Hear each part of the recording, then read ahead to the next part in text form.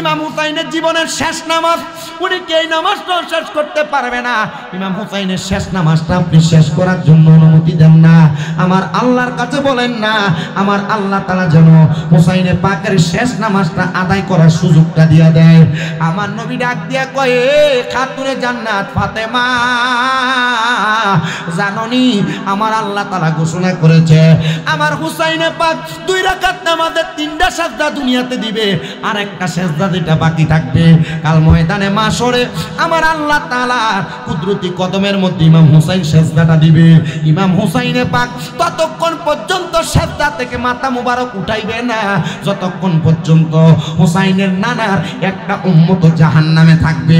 আমরা সবাই জানি আমার নবী আমাদের জন্য সাজদার মধ্যে পড়ে পড়ে উম্মতি বলে বলে কানবেন, কিন্তু আমরা কি জানি আমার নবী সাজদায় পড়ার আগে নবীর নাতি ইমাম হুসাইনি আমাদের জন্য সুপারিশ করে করে জান্নাতে নিয়ে যাবে।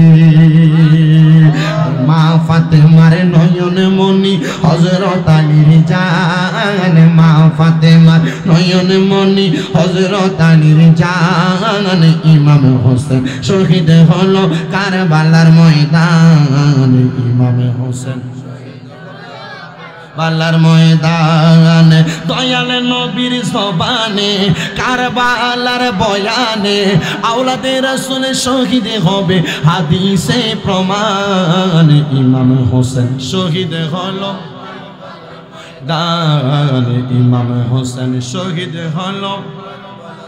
ঈদের দিনে নতুন পোশাক পরল সকলে, হাসান হোসেন কান্দে নানা পোশাকে দাও বলে, দয়াল নবী করলো দোয়া ও গো রাব্বানা, জান্নাত হতে কুদরতেরই পোশাকে পাঠাও না।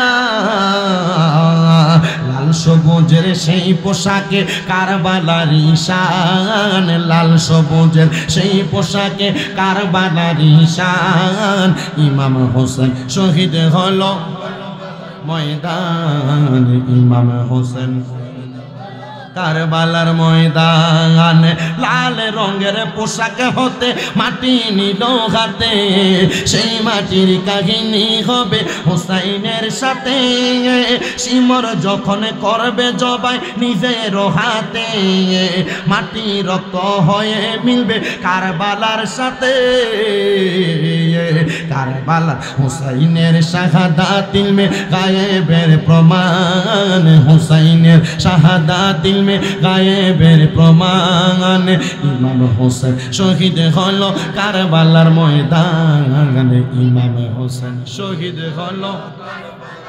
নবীর আওলাদে নূহের কিস্তি নবীজির বয়ান, আবু যর গিফারির হাদিসে প্রমাণ, জীবনে দিবে ইমান পাবে সুন্নিদের পথে, জান্নাতে তোর জায়গা হবে হুসাইনের সাথে। সুন্নি জনতা গ্রহণ করো নবীজির আহ্বান, সুন্নি জনতা গ্রহণ করো নবীজির আহ্বান, ইমাম হোসেন শহীদ হলো কারবালার ময়দান, ইমাম হোসেন শহীদ হলো কারবালার ময়দান। বলেন মা ফাতেমার নয়ন মনি হযরত আলীর জান, বলেন মা ফাতেমার নয়ন মনি জান, ইমাম হোসেন শহীদ হলো কারবালার ময়দান, ইমাম হোসেন শহীদ হলো। আমার নবী ডাক দিয়া কয়, ফাতেমা ইমাম হুসাইনের বাকি একটা সাজদা কাল ময়দানে মাশরে আমার আল্লাহ তাআলার কুদরতি কদমে দিবে। খাতুনে জান্নাত কবুল করলেন, আমার নবী দুনিয়া থেকে বিদায় হয়ে গেলেন। নবী বিদায় হওয়ার পরে আমার নবীজির কন্যা খাতুনে জান্নাত বিদায় হয়ে গেলেন। নবীজির কন্যার স্বামী হযরতে মাওলা আলী বিদায় হয়ে গেল। বিদায় হওয়ার পরবর্তী পরে আমার নবীজির নাতিদেরকে একটা একটা করে ওই ইয়াজিদের দলেরা 1250 চিঠি দিয়া পাঠাইছে। মনে রাখবেন, যারা মুনাফেক, যারা বেঈমান, যারা মুনাফেক, যারা বেঈমান মানুষের সাথে গাদ্দারি করে, এদের মুখের ভাষা বড় সুন্দর। মিডা মিডা কথা বইলা আপনার সঙ্গে মুনাফিকি করবি, মিডা মিডা কথা বইলা আপনার সাথে বেঈমানি করবি। স্বাভাবিক বুঝেন, আপনার কাছ থেকে কেউ যখন 10 টাকা 20 টাকা 50 100 টাকা হাওলাত নিবে, ভাই সাহেব ইয়া খুব বিপদে পড়ে গেছি ভাই, 100টা টিহা যদি দেন আজকে বাজার খরচাটা করতাম। পরের দিন তার কাছে 500 টাকার নোট। ও ভাই, আমার কাছ থেকে তো 100টা টাকা নিয়েছিলেন, একটু আল্লাহর রাস্তায় তাড়াতাড়ি দিলে ভালো হয়। এই মিয়া, নিচে একদিনও হয় নাই, আপনার টাকা লয়ে কি ভাইগা যাই? আপনার টাকা লয়ে কি পলায়া যাব? আমি তো এই এলাকারই মানুষ, দিবই তো, একটু দেরি করেন না। দোকান বাকি নিয়ে গেছে 500 টাকা। ভাই, ওই যে দোকান বাকিটা নিয়েছিলাম গত সপ্তাহ, আরে কি আপনার টাকা নিয়ে ভাইগা যাচ্ছি নাকি? এমন কথা বলে, মনে রাখতে হবে এরা ভালো মানুষ না, বড় মুনাফিক, বড় বেঈমান, বড় খারাপ মানুষ। এজন্য এদের এমন মানুষ থেকে আপনি বড় সাবধান থাকবেন, যাদের সঙ্গে এমন। নবীর নাতির একটা চিঠি দেয় নাই, 1250 চিঠি দিছে। শুধু বারবার বলেন, ইমাম হুসাইন আপনি কারবালাতে আসেন, আমরা আপনার কাছে বায়াত গ্রহণ করব। 1250 নাম্বার চিঠিটার মধ্যে লেখা দিছে, ইমাম হুসাইন আপনি যদি কারবালার ময়দানে না আসেন, আমরা কাল ময়দানে মাশরে আপনার নানার কাছে নালিশ করব। হে মুহাম্মাদুর রাসূলুল্লাহ পড়েন সাল্লাল্লাহু আলাইহি ওয়াসাল্লাম। হে মুহাম্মাদুর রাসূলুল্লাহ সাল্লাল্লাহু আলাইহি ওয়াসাল্লাম, নবী আপনার নাতিকে আমরা বলছিলাম ওনার কাছে বায়াত নেওয়ার জন্য, কিন্তু আপনার নাতি আমাদেরকে বায়াত করানোর জন্য আসে নাই। আপনি যদি না আসেন, আমরা রাহমাতাল লিল আলামিনের দরবারে আপনার ব্যাপারে নালিশ করব। নবীর দরবারে নালিশ ইমাম হুসাইন বরদাস্ত করতে পারলেন না। বলেন না, আমার নানার কাছে যদি ঠিকই তারা বিচার দেয়, আমি ইমাম হুসাইন নানার কাছে মুখ দেখাইতে পারবো না। তাড়াতাড়ি চলো, আমি ইমাম হুসাইনের কাছে, ইমাম হুসাইন কারবালায় চলে যাই। ইমাম হুসাইনের কারবালায় যাওয়ার আগে আর অনেক বড় বড় ঘটনা, যে ঘটনাগুলো বললে ওয়াজ মাহফিল আজকে রাত্র, সারাটা রাত্র সময় লাগবে। আমি শেষ সময় যারা মুনাফিকি করে, গাদ্দারি করে, তাদের অবস্থাটা কেমন হয়, ইয়াজিদের অবস্থাটা কেমন হয়েছিল, বাংলাদেশের প্রেক্ষাপটে এখন যে অবস্থা চলতেছে, আমরা মানুষে মানুষে হানাহানি,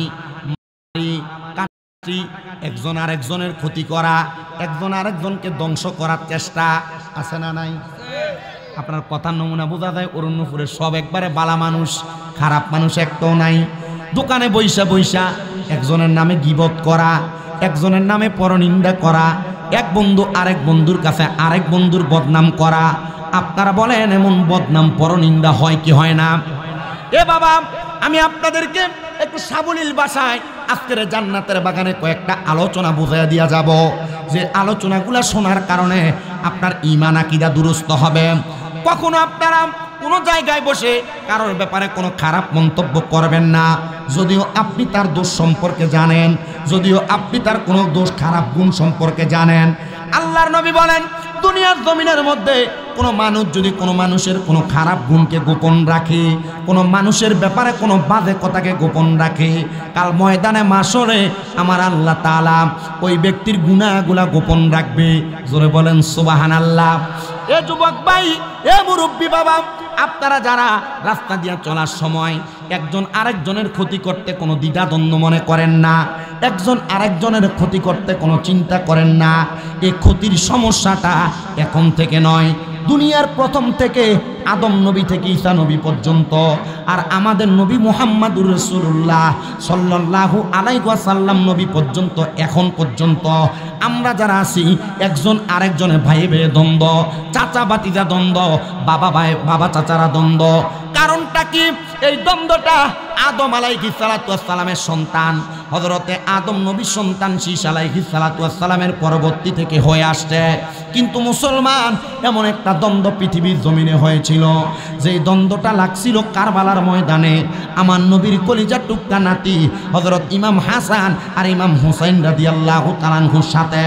এই কারবালার দ্বন্দ্বের মূল হাতিয়ার যারা, একজনের নাম হলো ইয়াজিদ, আরেকজনের নাম হলো একজনের নাম হলো ইবনে জিয়াদ, আরেকজনের নাম হলো শিমর। এই দুইজন ব্যক্তি আমার নবীর কলিজার টুকরা দুইজন নাতির গলা মুবারকের মধ্যে তরবারি চালিয়েছে। নবীর নাতির বুক মুবারকের মধ্যে এমনভাবে তারা তীর নিক্ষেপ করেছে, এমনভাবে নবীর নাতির গলা মুবারকের মধ্যে তরবারি চালাইছে, তারা নবীর নাতিকে ধ্বংস করার চেষ্টা করেছে। কিন্তু না না না, কারণ আমার আল্লাহ তাআলা তো নবীর নাতিদের সাথে আছে, আমার আল্লাহ তাআলা তো নবীর বংশধরের সাথে আছে। দুনিয়ার হাজার কোনো কাফের বেঈমান যদি আমার নবীর বংশধরের সাথে বেঈমানি করার চেষ্টা করে, যার সাথে আল্লাহ আছে, আপনারা বলেন দুনিয়ার সবাই চাইলে তারে কোনো ক্ষতি করতে পারবেনি? আস্তে কথা বলে বলেন না, পারবেনি। আল্লাহ যার সাথে আছেন তার ক্ষতি দুনিয়ার কেউ করতে পারবে না। ও বাবা, আপনার যদি আপনার এলাকার মধ্যে 2 জন 3 জন 5 জন 7 জন 10 জন শত্রু থাকে, আপনি আমার আল্লাহ তাআলার ইবাদতে মশগুল হয়ে যাবেন, দেখবেন আপনার ক্ষতি দুনিয়ার কোনো মানুষ করতে পারবে না, আপনার ক্ষতি দুনিয়ার কোনো মানুষ করতে পারবে না। আল্লাহর হাবিব মুহাম্মদুর রাসূলুল্লাহ সাল্লাল্লাহু আলাইহি ওয়াসাল্লাম নবীর এ পরিবার নবীর বংশধরকে বড় ভালোবাসতেন, কিন্তু দুনিয়ার জমিনের মধ্যে আমরা যদি ইয়া হোসেন শাহ হোসেন বলে বলে নবীর নাতিদেরকে স্মরণ করি, আমাদেরকে বন্ড বলে বেদাতি বলে, কিন্তু আমরা আল্লাহ তাআলার কাছে একটা ফরিয়াদ জানাই, গো আল্লাহ, মানুষ আমাদেরকে বন্ড বেদাতি খারাপ বলুক না কেন, আমরা বিশ্বাস করি আল হাসানু ওয়াল হুসাইনু সাইয়্যিদা শাবাবি আহলিল জান্নাহ, ইমাম হাসান হুসাইন হলো জান্নাতের যুবকদের সর্দার। আজকে অরণ্যপুরের কিলের বাড়ির মাহফিলে যে যুবকরা আপনারা বসেছেন, আপনারা চিন্তা করে দেখেন, আপনারা যদি মহান আহলে বায়াত পাক পাঞ্জাতন ইমাম হাসান ইমাম হুসাইন রাদিয়াল্লাহু বেশি বেশি করে স্মরণ করেন, যখন আপনি ইন্তেকাল করবেন, জানেননি আপনার ইন্তেকালের পরে নবীর নাতি ইমাম হুসাইন রাদিয়াল্লাহু তাআলা আনহু উনি জান্নাতে আপনি যুবকের সর্দার হয়ে আপনার সুপারিশ করে করে জান্নাতে নিয়ে যাবে। বলেন সুবহানাল্লাহ। ইয়া ইমামে হুসাইনে পাক রাদিয়াল্লাহু তাআলা আনহু, আপনি কেন আমাদের জন্য সুপারিশ করবেন? বলে আমার নাম মুহাম্মদুর রাসূলুল্লাহ, আমি ইমাম হুসাইনের জন্মের পর থেকে সর্বসময় আমরা লক্ষ্য করে দেখেছি আমার নানা সেজদার মধ্যে গিয়ে উম্মতি উম্মতি বলে কান্না করে। ওই নবীর পাগল আমরা, ওই নবীর আশিক হইয়া আজকে অরণ্যপুরে জান্নাতের বাগানে আমরা বসলাম। ওই নবী রাহমাতুল লিল আলামিন নবীর নাতি বলতেছে, আমার নানার একটা গুনাহগার উম্মত যদি দুনিয়াতে থাকে, দুনিয়াতে থাকার পর কবরে যায়, আমার নানার একটা উম্মত যদি জাহান্নামের মধ্যে থাকে, আমি ইমাম হুসাইন জান্নাতের দরজা বন্ধ করব না। ইয়া ইমাম হুসাইন ইবনে আলী, আপনি কেন জান্নাতের দরজা বন্ধ করবেন না? বলে আমার নবীজি উম্মত বলে বলে কান্না করেছে, আমি তো ওই নবীর নাতি, আমি কেমনে নবীর নানার উম্মতদেরকে ভুলে যাব? এই জন্য আশেকরা সুরে সুরে ইমাম হুসাইনে পাকের স্মরণে লেখছেন, হে হোসেন নবীজির আওলাদ সালাম জানাই, মোরা তোমায় সালাম জানাই, মোরা তোমায়, হে হোসেন নবীজির আওলাদ সালাম জানাই, মোরা তোমায় সালাম জানাই। জানি না কেমন করে ছিলেন নবী সোনার মদিনায়, জানি না কেমন করে ছিলেন নবী সোনার মদিনায়, যে সময় দুষ্ট সিমর হুসাইনের গলায় তলোয়ার চালাই, হে হোসেন নবীজির আওলাদ সালাম জানাই, মোরা তোমায় সালাম জানাই। যে গলায় চুমু খেতেন আল্লাহর হাবিব নবী মুস্তাফায়, যে গলায় চুমু খেতেন আল্লাহর হাবিব নবী মুস্তাফায়, কিভাবে সেই গলাতে বিষের ছুরি সিমরে চালাই, হে হোসেন নবীজির আওলাদ সালাম জানাই, মোরা তোমায় সালাম। বলেন না, মোরা যে মাথায় হাত বুলিয়ে ঘুম পাড়াতেন আম্মা ফাতেমায়, যে মাথায় হাত বুলিয়ে ঘুম পাড়াতেন আম্মা ফাতেমায়, কিভাবে সেই মাথাকে নীল তারা তীরেরও আগাই, হে হোসেন নবীজির আওলাদ সালাম জানাই, মোরা তোমায় আল্লাহুম্মা সাল্লি সাইয়্যিদিনা মাওলানা মুহাম্মদ ওয়া আলা আলি সাইয়্যিদিনা। নবীজি আপনার ভালোবাসায় জীবনের গুনাহ জড়ে যায়। নবীজি আপনার ভালোবাসায় ওয়াইসাল করনি জুব্বা পায়। আল্লাহুম্মা সাল্লি মাওলানা ওয়ালা আলি সাইয়্যিদিনা। এবার আপনারা বলেন, যেই নাতি ইমাম হুসাইন রাদিয়াল্লাহু তাআলা আনহুর রক্ত মুবারকের বিনিময়ে আপনি আমি সহ নবীদের লক্ষ লক্ষ কোটি কোটি গুনাহগার উম্মতকে আল্লাহ মাফ করে দিয়ে জান্নাতে নিয়ে যাবেন, ওই নাতির প্রতি নবীর ভালোবাসা কি কম না বেশি? আসতে বলছেন, সবাই বলেন কম না বেশি? মনে রাখতে হবে, ওই নাতির ইন্তেকাল, ওই নাতির শাহাদাতের মাধ্যমে আল্লাহ তাআলা আমাদের জন্য জান্নাত নির্ধারণ করেছেন। এবার আসেন কেমন করে জান্নাত নির্ধারণ করেছেন। আমার নবীজির হাদিসে মুবারাকা মুসনাদে আহমদ এবং তিরমিজি শরীফের মধ্যে হাদিসটা বড় সুন্দর করে নোট করা। আমার নবী বলেন, একদিন আমি রাহমাতুল লিল আলামিন নবী আমার কলিজার টুকরা দুইজন নাতি ইমাম হাসান ইমাম হুসাইন রাদিয়াল্লাহু তাআলা আনহুমাকে নিয়া আমি মসজিদে নববীর মধ্যে বসে রইলাম। আমার নবীর মসজিদে নববীর ভিতরে নবীজি তিনটা গাছের নিচে বসতেন। বলে হুজুর কোন তিনটা গাছের নিচে বসতেন? এক নাম্বার, আমার নবী যে গাছের নিচে বসতেন সেই গাছের নাম হলো উস্তুনে হান্নানা। যে উস্তুনে হান্নানাতে দইরা দইরা আমার নবীজি মসজিদে নববীর মধ্যে খুতবা প্রদান করতেন। জোরে কোন সুবহানাল্লাহ। আরেকটা গাছ আছে, যে গাছটার নাম হলো উস্তুনে আহাদা।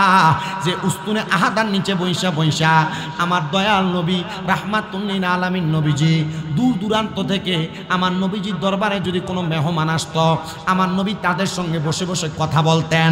আরেকটা গাছের নাম হলো উস্তুনে আয়েশা। আমার নবী যখন অসুস্থতা অনুভব করতেন আর গভীর রজনীতে আমার নবী যখন ওনার স্ত্রী আম্মাজান আয়েশা সিদ্দিকা রাদিয়াল্লাহু তাআলা আনহা ওনার সঙ্গে কথোপকথন করতেন, আমার নবী উস্তুনে আয়েশার নিচে বসে বসে করতেন।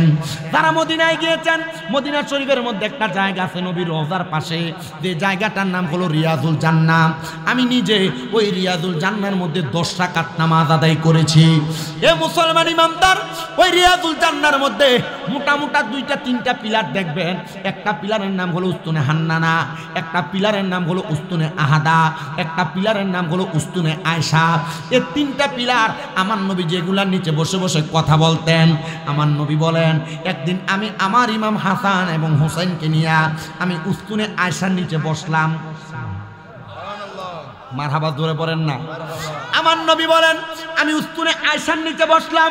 বসার সাথে সাথে আল্লাহ তাআলার ফেরেশতা হযরতে জিবরাইল আলাইহিস সালাতু ওয়াস সালাম আমি নবী সম্মুখে হাজির হয়ে গেছে। এমন একটা সুরত নিয়ে হযরতে জিবরাইল আমার সামনে আগমন করলেন। আমি তাকে দেখলাম হযরতে জিবরাইলের গায়ের মধ্যে ছিঁড়া একটা জামা দেখা যায়, অথবা কোন বর্ণনাকারী বলেন হযরতে জিবরাইল আমিনের গায়ে খেজুর পাতার একটা পোশাক গায়ে দেওয়া, যেই পোশাকটা একটু ছিঁড়া ছিঁড়া দেখা যায়। আমার নবী বলেন, ইয়া কি জিবরাইল, হে ভাই জিবরাইল, আপনার শরীরের মধ্যে কেন এমন একটা জামা দেখা যায়? আমার নবীজির সামনে এসে জিবরাইল ফেরেশতা মুআল্লিমুল মালায়েকা বলে, ইয়া রাসূলুল্লাহ, ইয়া হাবিবাল্লাহ, নবী গো, আমার শরীরের মধ্যে যে জামা আপনি দেখতেছেন, আজকে যে আপনি নবীজি ফজরের নামাজ আদায় করেছেন, সালাম ফিরানোর পরে আপনি তাকে দেখছেন নি গো নবী? আপনি নবীর কলিজার টুকরা সাহাবী হযরতে আবু বকর সিদ্দিক রাদিয়াল্লাহু তাআলা আনহু শরীর মুবারকের মধ্যে একটা ছিঁড়া জামা ছিল, যেটা সেলাই করার মতো কোনো সুই তার কাছে ছিল না। আমার নবী বলেন, হ্যাঁ, আমি নবী সালাম ফিরানোর পরে সিদ্দিক আকবরের দিকে তাকায় দেখলাম ওনার জামাটা ছেঁড়া। বলে, আমার আল্লাহ তাআলা আবু বকরের ছেঁড়া জামাটার কারণে আমি ফেরেশতার শরীরের মধ্যে পর্যন্ত এমন একটা ছেঁড়া জামা দিয়া যেন সিদ্দিক আকবর কষ্ট না পায়, আমি ফেরেশতারে দিয়ে এটার একটা সুন্দর ঐশ্বর্য দেখা দিছে। হে জিবরাইল, আপনি কেন আমার সামনে আগমন করলেন? জিবরাইল ফেরেশতা ডাক দিয়ে বলেন, হে দুনিয়ার মানুষ, শুনে রাখো, আমি আগমন করার কারণ একটা না দুইটা দুইটা না, আমি আগমন করার কারণ অনেকগুলা, তবে রাহমাতাল লিল আলামিন নবী আমি এই কারণে আপনার সামনে আগমন করেছি। আমার আল্লাহ তাআলা খবর পাঠাইছে আপনি নবীর দুই রান মুবারকের উপরে, দুই উরু মুবারকের উপরে আপনার যে দুইজন নাতি বসে আছে, হযরত ইমাম হাসান, হযরত ইমাম হুসাইন রাদিয়াল্লাহু তাআলা আনহু, আমার আল্লাহ বলেছে আপনার নাতিগুলাকে আল্লাহর রাস্তার মধ্যে কোরবানি দেওয়া লাগবে। আমার নবী কান্দে আর ডাক দিয়ে কয়, এ জিবরাইল, আমার আল্লাহর কাছে খবর দে রে জিবরাইল, আমি রাহমাতুল লিল আলামিন নবী আমার এই দুইটা নাতিরে বড় ভালোবাসি, আমি রাহমাতুল লিল আলামিন আমার এই দুইটা নাতিরে বড় মোহাব্বত করি। আমার আল্লাহরে বলবা আমি আমার এই দুইটা নাতির বদৌলতে, আমি নবীর দুইটা ছেলে সন্তান আছে, একটা সন্তানের নাম ছিল হযরতে তৈয়ব, আরেকটা সন্তানের নাম ছিল হযরতে তাহের। আমার আল্লাহরে বলবানি আমার আল্লাহ যেন এই দুইটা নাতিরে না নিয়া আমি নবীর দুইটা সন্তানকে নিয়ে যায়। ইয়া রাসূলুল্লাহ, আপনি কি আপনার ছেলেদেরকে ভালোবাসেন না, মোহাব্বত করেন না?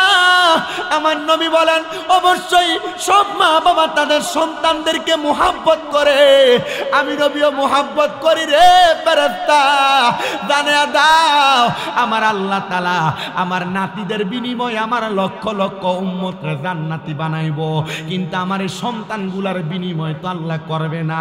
নিতে কও রে নিতে কও, আমি আমার সন্তানের জ্বালা সহ্য করতে পারবো, কিন্তু আমার হুসাইনের জ্বালা সহ্য করতে পারবো না।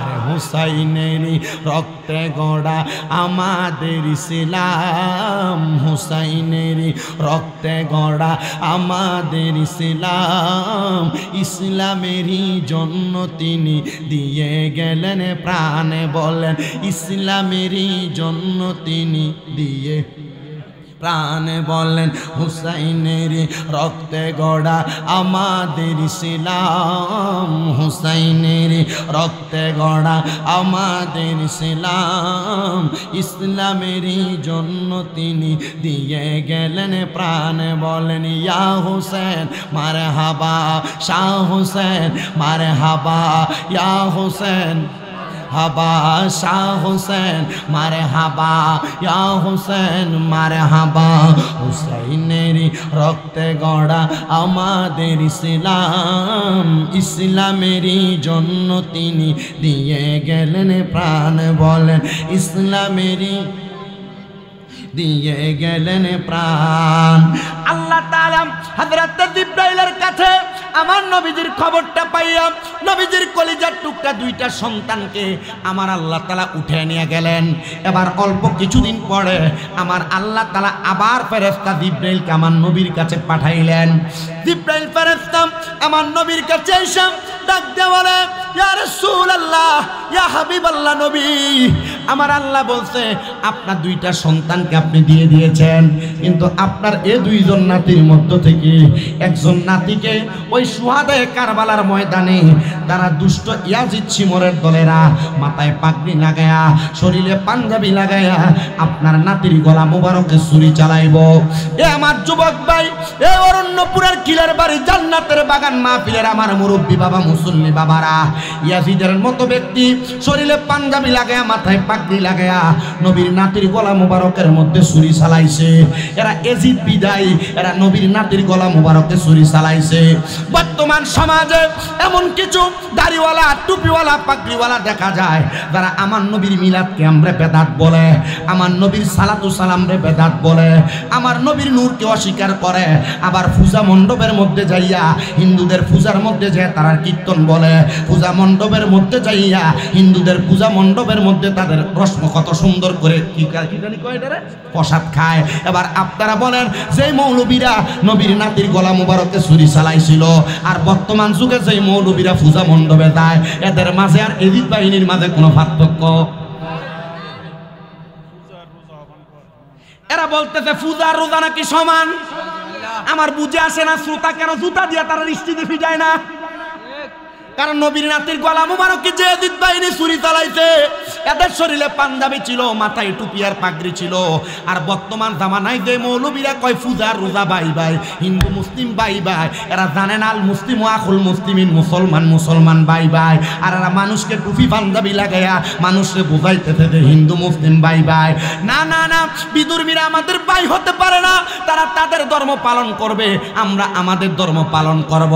কিন্তু আমরা মুসলমান হইয়া যদি মূর্তি পূজা করতে যাই, মূর্তি পূজার মধ্যে যে তাদেরকে শুভেচ্ছা জানাইতে যায়, তো আমি কেমন মুসলমান? ইসলাম ধর্ম মূর্তি পূজাকে সাপোর্ট করে না, এটা হারাম মনে করে। এই জন্য আপনাদের সবার কাছে বলতে চাই, যে মৌলবী সাহেবরা ইসলাম ধর্মটারে পুঁজি বানায়া আপনাদের কাছে আইসা তারা সুন্দর করে বলতেছে আমরা ইসলাম নিয়ে কাজ করব, আবার পূজা মণ্ডপে যায় হিন্দুদের মন্দিরের প্রসাদ খায়, আবার রাম কীর্তন গায়। এরা মুসলমান হতে পারে না, এরা টাক্কা মুসলমান নামের মুনাফিক। আপনারা কথা বলেন ঠিক কিনা? আর জবান খুলে বলেন না ঠিক কিনা? এই মুসলমান ইমানদার, আমরা কোনো মুনাফিকের সাথে থাকবো না। আমরা যারা সুন্নি মুসলমান, আমাদের একটা পরিচয়, আমরা সুন্নি, আমরা রাসূলের পথের মানুষ, আমরা রাসূলের তরিকা মানুষ, আমরা ইসলামকে পুঁজি বানিয়ে চলি না।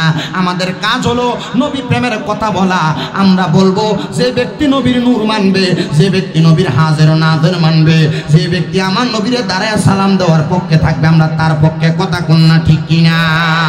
আর নবীর শান, নবীর আজমতের বিরোধিতা যারা করবে, আজকে অরণ্যপুরের মাহফিল থেকে বাংলাদেশের যিনি প্রধান উপদেষ্টা, তার কাছে আমরা একটা আবদার জানিয়ে দিব, এখন থেকে শেষ পর্যন্ত কোনো মানুষ যদি দুনিয়ার জমিনে কোরআনের বিরোধিতা করে, আল্লাহর নবীর শান এবং আজমতের বিরোধিতা করে, ও বাংলাদেশের প্রধান উপদেষ্টা, আপনি বাংলাদেশের প্রধান মসজিদ বাইতুল মুকাররমের সামনে এমন একটা মুনাফিককে ফাঁসি দিয়া মানুষের সামনে প্রকাশ্য প্রমাণ করে দিবেন।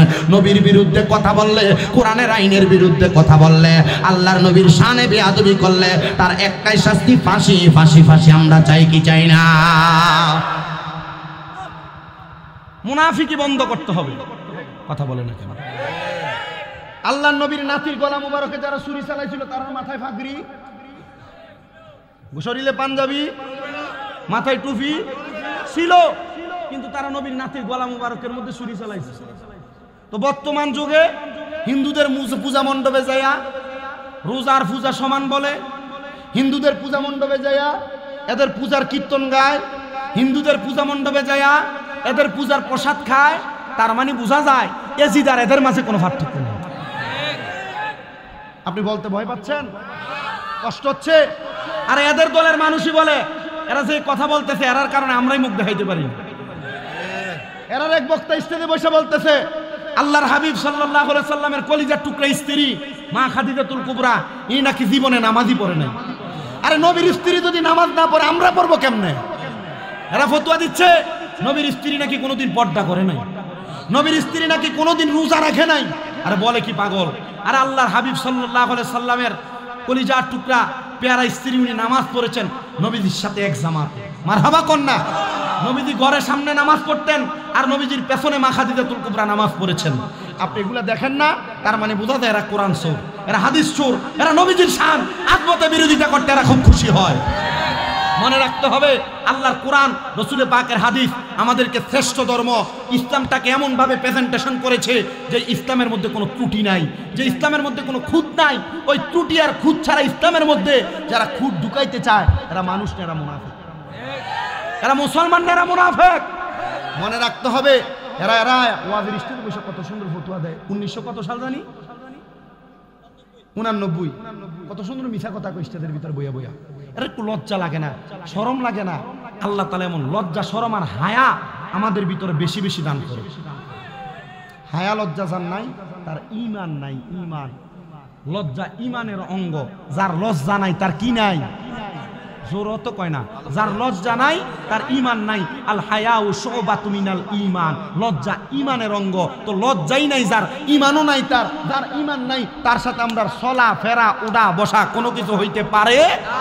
আল্লামা রিজভী সাহেব হুজুর কেবলা কইছিল, লা তুসাল্লি লা তুয়াক্কি লা তুনিকাহি, এর পিছনে নামাজ পড়া যাবে না, এর কাছে মাইয়া বিয়া দেওয়া যাবে না। তা আপনি যে এগুলার লগে কত সুন্দর বইয়া বইয়া চা খান, এক কাপ চায়ের কাছে বিক্রি হয়ে যান আপনি। আল্লাহ আমাদেরকে বোঝার তৌফিক দান করুন। এত আস্তে আমিন কোন, আর জোরে কোন আমিন। সবাই দুরূদ শরীফ পড়েন। আল্লাহুম্মা সাল্লি দেনা মোহাম্মদ নবী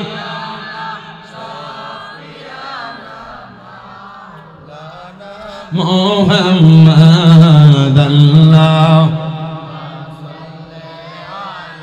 সৈয়দ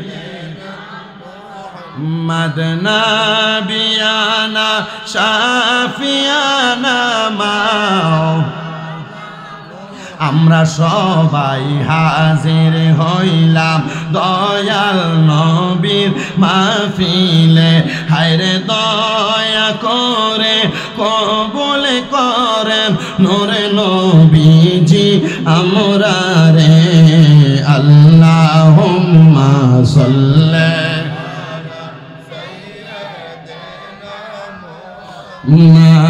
মদনাবি আশাফি মাও আমার মুসলমান ইমানদাররা আল্লাহর হাবিব সাল্লাল্লাহু আলাইহি ওয়াসাল্লামের কাছে যখন আমার আল্লাহ তাআলা খবর পাঠাইলেন আপনার নাতির গলা মুবারকের মধ্যে ছুরি চালানো হবে, ইয়া রাসূলুল্লাহ আপনি অনুমতি দেন, আপনি কি বলেন? আল্লাহর হাবিব তখন ডাক দিয়ে বলতেছে, গো আমার জিবরাইল ফেরেশতা, আল্লাহর কাছে বলবানি আমার আল্লাহ তাআলা যেন আমার এই দুইটা নাতিরে শাহাদাত না করে।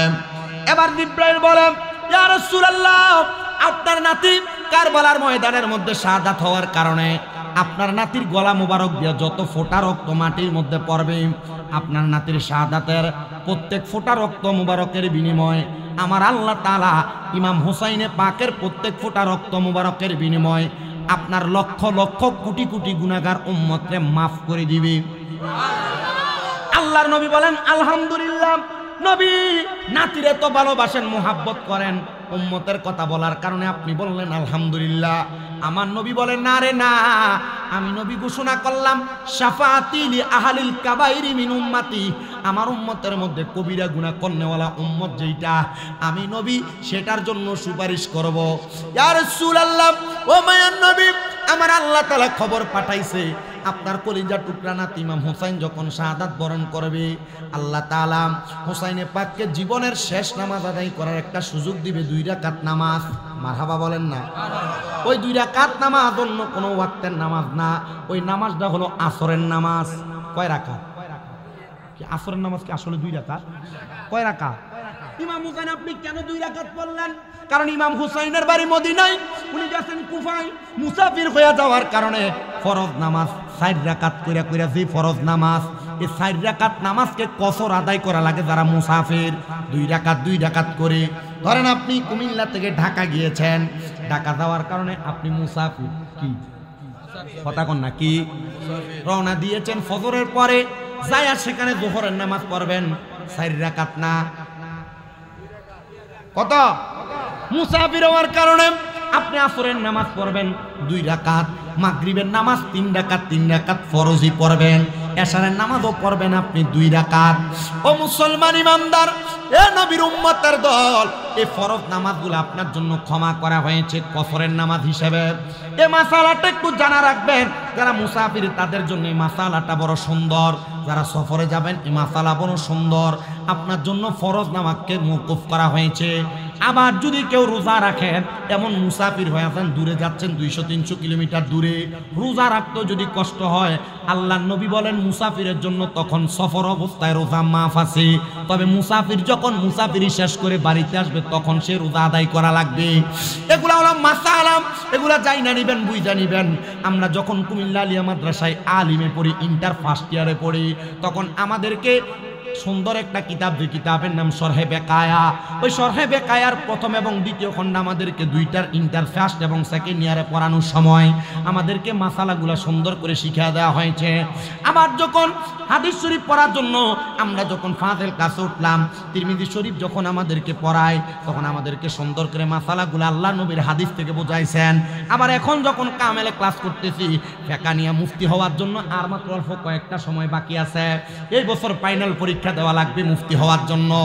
ওই সময় আমাদেরকে ফিকহের মাসালাগুলো সুন্দর করে বুঝায়, যারা মুসাফির হবে তাদের কসরের নামাজ 4 রাকাতের ফরজ 2 রাকাত, 2 রাকাতের ফরজ 2 রাকাত, 3 রাকাতের ফরজ ও 2 রাকাত। মুসাফিরের কসর আদায় করার জন্য আবার রমজান মাসের রোজাকেও মওকুফ করা হয়েছে। যদি সম্ভব না হয় মুসাফির সফর অবস্থায় রোজা রাখবে না, মুসাফির সফর থেকে আসার পর একটা একটা করে রোজা আদায় করবে। জোরে বলেন সুবহানাল্লাহ। এ মুসলমানেরা, আল্লাহর নবীর কলিজার টুকরা নাতি ইমাম হুসাইন পাক উনি নামাজ আদায় করবে 2 রাকাত। আল্লাহ পাকের ফেরেশতা জিবরাইল বলে, ইয়া রাসূলুল্লাহ, ইয়া হাবিবাল্লাহ, নবী গো, আপনার নাতিকে তারা ওই 2 রাকাত নামাজ পরিপূর্ণ আদায় করতে দিবে না। কারণটা কি? বলে একটাই মাত্র কারণ, আপনার নাতি ওই কারবালার ময়দানে যখন নামাজ আদায় করবে 1 রাকাত নামাজের 2টা সেজদা দিবে, বাকি 2 রাকাত দ্বিতীয় রাকাত নামাজ আদায় করার জন্য যখন একটা সেজদা দিবে আপনার নাতির গলা মোবারকের মধ্যে তারা তরবারি চালায়া দিবে। এমন টাইমে আমার নবীর কন্যা হযরতে খাতুনে জান্নাত ফাতেমাতুজ জহরা আমার নবীর সামনে হাজির। আয়েশা ডাক দিয়া কই, ইয়া রাসূলুল্লাহ, নবী গো, আপনি যদি আমার আল্লাহ তাআলার কাছে ফরিয়াদ করেন, ইমাম হুসাইনের জীবনের শেষ নামাজ, উনি কি এই নামাজটা শেষ করতে পারবে না? ইমাম হুসাইনের শেষ নামাজটা আপনি শেষ করার জন্য অনুমতি দেন না, আমার আল্লাহর কাছে বলেন না, আমার আল্লাহ তাআলা যেন হুসাইনের পাকের শেষ নামাজটা আদায় করার সুযোগটা দিয়া দেয়। আমার নবী ডাক দিয়া কয়, খাতুনে জান্নাত ফাতেমা, জাননি আমার আল্লাহ তাআলা ঘোষণা করেছে আমার হুসাইনের পাক 2 রাকাত নামাজের 3টা সেজদা দুনিয়াতে দিবে, আর একটা সেজদা যেটা বাকি থাকবে কাল ময়দানে মাশরে আমার আল্লাহ তাআলা কুদরতি কদমের মধ্যে ইমাম হুসাইন সেজদাটা দিবে। ইমাম হুসাইনের পাক ততক্ষণ পর্যন্ত সেজদা থেকে মাথা মুবারক উঠাইবে না যতক্ষণ পর্যন্ত হুসাইনের নানার একটা উম্মত জাহান্নামে থাকবে। আমরা সবাই জানি আমার নবী আমাদের জন্য সেজদার মধ্যে পড়ে পড়ে উম্মতি বলে বলে কানবেন, কিন্তু আমরা কি জানি আমার নবী সেজদায় পড়ার আগে নবীর নাতি ইমাম হুসাইনি আমাদের জন্য সুপারিশ করে করে জান্নাতে নিয়ে যাবে। মা ফাতেমার নয়ন মনি হযরত আলীর জান, মা ফাতেমার নয়ন মনি হযরত আলীর জান, ইমাম হোসেন শহীদ হলো কারবালার ময়দানে, ইমাম হোসেন বালার ময়দানে, দয়াল নবীর জবানে কারবালার বয়ানে আওলাদে রাসূল শহীদ হবে হাদিসে প্রমাণ, ইমাম হোসেন শহীদ হলো দান, ইমাম হোসেন শহীদ হলো। ঈদের দিনে নতুন পোশাক পরল সকলে, হাসান হোসেন কান্দে নানা পোশাকে দাও বলে, দয়াল নবী করল দোয়া ও গো রাব্বানা, জান্নাত হতে কুদরতেরই পোশাকে পাঠাও না। লাল সবুজের সেই পোশাকে কারবালার ঈশান, লাল সবুজের সেই পোশাকে কারবালার ঈশান, ইমাম হোসেন শহীদ হলো ময়দান, ইমাম হোসেন কারবালার ময়দান। লাল রঙের পোশাক হতে মাটি নিল হাতে, সেই মাটির কাহিনী হবে হুসাইনের সাথে, সিমর যখন করবে জবাই নিজের হাতে, মাটি রক্ত হয়ে মিলবে কারবালার সাথে।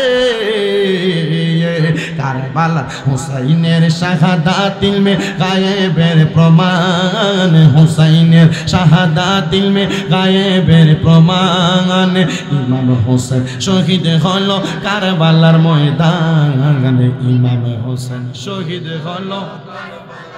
নবীর আওলাদে নূহের কিস্তি নবীজির বয়ান, আবু যর গিফারির হাদিসে প্রমাণ, জীবনে দিবে ইমান পাবে সুন্নিদের পথে, জান্নাতে তোর জায়গা হবে হুসাইনের সাথে। সুন্নি জনতা গ্রহণ কর নবীজির আহ্বান, সুন্নি জনতা গ্রহণ কর নবীজির আহ্বান, ইমাম হোসেন শহীদ হলো কারবালার ময়দানে, ইমাম হোসেন শহীদ হলো কারবালার ময়দান। বলেন মা ফাতেমার নয়ন মনি হযরত আলীর জান, বলেন মা ফাতেমার নয়ন মনি জান ইমাম হোসেন শহীদ হলো কারবালার ময়দানে ইমাম হোসেন শহীদ হলো আমার নবী ডাক দিয়া কয় ফাতেমা ইমাম হুসাইনের বাকি একটা সেজদা কাল ময়দানে মাশরে আমার আল্লাহ তাআলার কুদরতি কদমে দিবে। খাতুনে জান্নাত কবুল করলেন। আমার নবী দুনিয়া থেকে বিদায় হয়ে গেলেন। নবী বিদায় হওয়ার পরে আমার নবীজির কন্যা খাতুনে জান্নাতও বিদায় হয়ে গেলেন। নবীজির কন্যার স্বামী হযরতে মাওলা আলী বিদায় হয়ে গেল। বিদায় হওয়ার পরবর্তী পরে আমার নবীজির নাতিদেরকে একটা একটা করে ওই ইয়াজিদের দলেরা 1250 চিঠি দিয়া পাঠাইছে। মনে রাখবেন, যারা মুনাফেক, যারা বেঈমান, যারা মুনাফেক, যারা বেঈমান মানুষের সাথে গাদ্দারি করে, এদের মুখের ভাষা বড় সুন্দর। মিডা মিডা কথা বইলা আপনার সঙ্গে মুনাফিকি করবে, মিডা মিডা কথা বইলা আপনার সাথে বেঈমানি করবে। স্বাভাবিক বুঝেন, আপনার কাছ থেকে কেউ যখন 10 টাকা 20 টাকা 50 100 টাকা হাওলাত নিবে, ভাই সাহেব ইয়া খুব বিপদে পড়ে গেছি ভাই, ইয়া 100টা টাকা যদি দেন আজকে বাজার খরচাটা করতাম। পরের দিন তার কাছে 500 টাকার নোট, ও ভাই আমার কাছ থেকে তো 100টা টাকা নিছিলেন, একটু আল্লাহর রাস্তায় তাড়াতাড়ি দিলে ভালো হয়। এই মিয়া নিছি তো একদিনও হয় নাই, আপনার টাকা লয়ে কি ভাইগা যাই? আপনার টাকা লয়ে কি পলায়া যাব? আমি তো এই এলাকারই মানুষ, দিবই তো একটু দেরি করেন না। দোকান বাকি নিয়ে গেছে 500 টাকা। ভাই ওই যে দোকান বাকিটা নিছিলেন গত সপ্তাহ, আরে কি আপনার টাকা নিয়ে ভাইগা যাচ্ছি নাকি? এমন কথা বলে। মনে রাখতে হবে এরা ভালো মানুষ না, বড় মুনাফিক, বড় বেঈমান, বড় খারাপ মানুষ। এজন্য এদের এমন মানুষ থেকে আপনি বড় সাবধান থাকবেন, যাদের সঙ্গে এমন। নবীর নাতির একটা চিঠি দেয় নাই, 1250 চিঠি দিছে। শুধু বারবার বলেন ইমাম হুসাইন আপনি কারবালাতে আসেন, আমরা আপনার কাছে বায়াত গ্রহণ করব। 1250 নাম্বার চিঠিটার মধ্যে লেখা দিছে ইমাম হুসাইন আপনি যদি কারবালার ময়দানে না আসেন, আমরা কাল ময়দানে মাশরে আপনার নানার কাছে নালিশ করব। হে মুহাম্মাদুর রাসূলুল্লাহ পড়েন সাল্লাল্লাহু আলাইহি ওয়াসাল্লাম, হে মুহাম্মাদুর রাসূলুল্লাহ সাল্লাল্লাহু আলাইহি ওয়াসাল্লাম নবী, আপনার নাতিকে আমরা বলছিলাম ওনার কাছে বায়াত নেওয়ার জন্য, কিন্তু আপনার নাতি আমাদেরকে বায়াত করানোর জন্য আসে নাই। আপনি যদি না আসেন, আমরা রাহমাতাল লিল আলামিনের দরবারে আপনার ব্যাপারে নালিশ করব। নবীর দরবারে নালিশ ইমাম হুসাইন বরদাস্ত করতে পারলেন না। বলেন না, আমার নানার কাছে যদি ঠিকই তারা বিচার দেয়, আমি ইমাম হুসাইন নানার কাছে মুখ দেখাইতে পারবো না। তাড়াতাড়ি চলো, আমি ইমাম হুসাইনের কাছে, ইমাম হুসাইন কারবালায় চলে যাই। ইমাম হুসাইনের কারবালায় যাওয়ার আগে আরো অনেক বড় বড় ঘটনা, যে ঘটনাগুলো বললে ওয়াজ মাহফিল আজকে রাত্র সারাটা রাত্র সময় লাগবে। আমি শেষ সময় যারা মুনাফিকি করে, গাদ্দারি করে, তাদের অবস্থাটা কেমন হয়, ইয়াজিদের অবস্থাটা কেমন হয়েছিল